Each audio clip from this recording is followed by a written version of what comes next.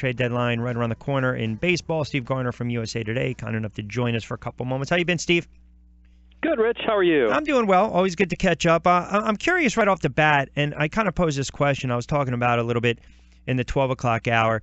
I was pulling up some of these numbers last night as far as the home runs that are being hit all over the place. I mean, if you look at some of these rookies, too, with some of their power, it's ridiculous. But you've got potentially, I mean, right now, if you've got notable rookies and their totals, Judge, Bellinger, Davidson, Renfroe, Bell, I think the kid and his name, Mancini from Baltimore escapes me. You're talking potentially 25 to 30 home runs for each of these guys. 25, 30, 32, whatever. But then overall around MLB, you might get 4 or 5 guys to hit 50-plus home runs. Is it, I mean, what do you contribute this to? Is it the pitching? Is it the ballparks? I know there was a little modification with the bat being a little heavier, but it's ridiculous with the long ball.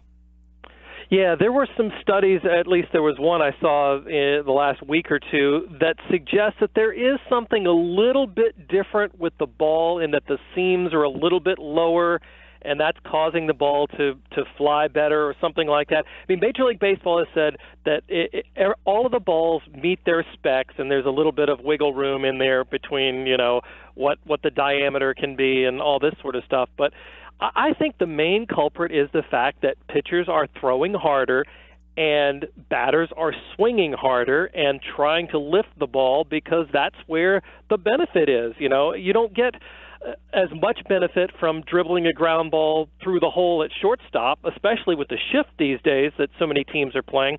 You do damage by hitting the ball in the air, and that's what so many hitters, I mean, talking to a number of them over the course of spring training and earlier this season, they want to hit fly balls, and it doesn't matter if they get 2 strikes on them. The pitcher's going for the strikeout. The batter doesn't care if he strikes out. It's all about swinging for the fences, and I think that's manifested itself in the way that the game is played today. That's what we're getting. Is that why the commissioner constantly comes out and says, hey, the ball's not juiced? Yeah, nobody wants to, in the MLB front office, wants to say that there's anything that, that they're doing to contribute to the way that the game is being played on the field. They're not affecting it. It's all the players on the field, and that's something that I'm sure that Commissioner Manfred will continue to insist. Whether you find some evidence that maybe there's a little bit different, he's certainly not going to admit it. All right, let me talk for a moment on the Phillies because I'm going to dive into this a little more tomorrow. Listen, we know they're just a bad baseball team. I mean, again, it's Captain Obvious, right? They're 25 and 51. But now you have a situation where you've got guys that aren't hustling. Their heads are in the clouds. They're mentally not in the game. They're not running hard. They're being lazy. Whether it's 1, 2, or 3 specific players or different instances here and there, you had the issue early on with the relievers to start the season, whether it was Gomez or Benoit. You've had some players that haven't panned out, whether it's Saunders.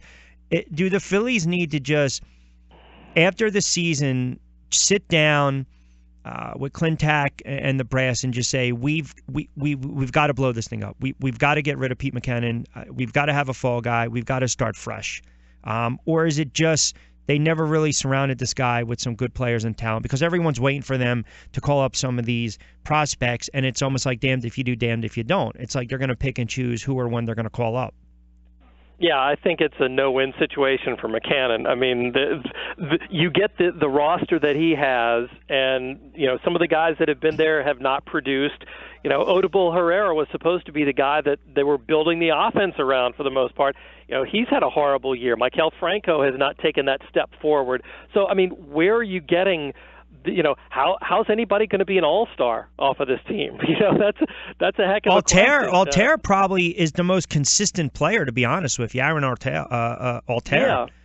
Yeah, I think you probably have to say that he's there. But I mean, he's hit 13 home runs this season. Yep. Certainly not, not anywhere close to any of the league leaders. So the talent level is definitely low, and they're a team that has to bottom out, I think. And how low is it going to be? I think Phillies fans are getting a glimpse of that the way the team is playing right now with all the losses starting to pile up. So, yeah, this is a team I think you've got to blow it up, but it's not going to get better anytime soon.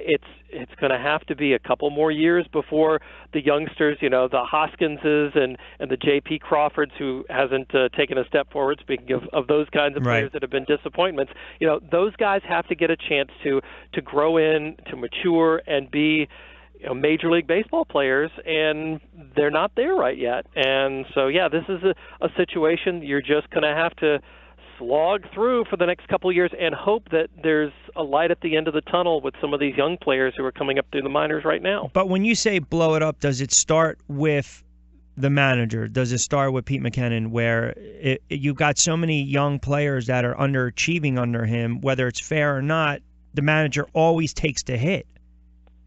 I think you're right, that somebody's got to be a fall guy to let the fan base know that they're trying to do something. And I guess you can say that Pete McKinnon hasn't motivated the players, and that the production is off and the effort is maybe not as great. I think that's probably the worst thing you can say about a manager. Whether it's true or not, I mean, the players certainly have to find the motivation. They're getting paid to do this for their for their profession, so there has to be some pride of ownership there. But I think you're going to have a fall guy at some point to let the fan base know that, yes, we're moving in this direction and we need to get somebody in here different to give it a different look.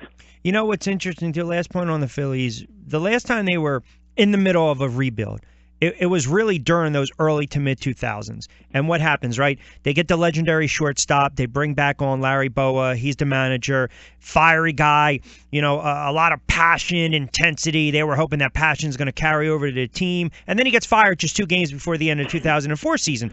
But what did he do, right? He ruffled some feathers. He did. You can argue he chased Scott Rowland out of town. There's a lot more with that. But he also got under the skin and lit a fire under guys like Rollins and Utley and Pat Burrell. I'm not suggesting you bring back Bowa, but I guess my point is basically it almost seems no matter who you have out there, whether they're a nice guy or not, like Pete McKinnon, or you have a guy in Bowa who's pure fiery and passion. If you don't have the players, you don't have the players. Exactly. And I think you see that kind of a pattern in a lot of managerial hirings where you get, the soft-spoken players manager, and then the fiery guy succeeds him. And then after that, the players get tired of that. Then you go back to the more, blend into the woodwork kind of player or kind of manager. So, it's probably a case. I don't know. I mean, I guess we start looking, maybe now is when we start looking for who's out there, who could be that kind of person to inject some fire into this team. I don't know. I don't think it's Bowa, but then again, he's gotten back into the coaching business, out of the broadcasting business. So, maybe somebody like him could be a guy that they turn to next. Last one before I let you get out of here. What team, in your estimation, is the best team in baseball right now, but they have a serious character flaw that's going to prevent them from winning a World Series? I think right now the Los Angeles Dodgers are the best team in baseball. They're playing so well. They've run off that incredible streak of wins. They had the 10-game winning streak a while back. This is just a team that really hasn't been healthy the whole year. They've got so many different guys on the disabled list, and they've had other players step up on the offense, the Chris Taylor types. That's a very good team and a very deep team. And I think the character flaw or the flaw for the Dodgers is, are they going to have enough pitchers healthy when they get to the postseason? And they've been going through so many starting pitchers on the disabled list. It's almost been kind of like a revolving door. And they've been lauded in some circles for playing the game of the 10-day disabled list and maximizing the benefits of that. You're still going to have 3 solid starters when you get to the postseason. Presumably Clayton Kershaw is going to be there, but Alex Wood, who's been so great, can he hold up over the course of an entire season? They really don't have anybody else on that pitching staff that's been able to stay healthy. So I think that's where the real interesting thing happens. The Dodgers certainly have the record, and they have the talent to make the playoffs very easily. But what happens when they get to the postseason and they need somebody else in the rotation besides Kershaw? Yeah, they had that long winning streak snapped. You mentioned 9 in a row, 16 out of 18. Yeah. Listen, I always believe, I don't care who you are. You make those types of runs. You're setting yourself up nicely. But as you alluded to, right, it always comes, especially postseason, it comes down to pitching, and in this case, the health of their staff going forward. All right, my friend, I know we're a little tight on time. Great stuff. Where are you going to be tomorrow? You got the Nats tomorrow? Yeah, Nats and Cubs are playing an afternoon game at Nationals Park, so looking forward to being there and checking that fourth game, the last game of the 4-game series out. All right, see if hopefully the Cubs start to kind of pick up the pace a little bit and turn it around. All right, have a good weekend. We will talk next week. I always appreciate a couple moments, my friend. Sure thing, Rich. All right, Take care. You got it. Steve Gardner, good stuff.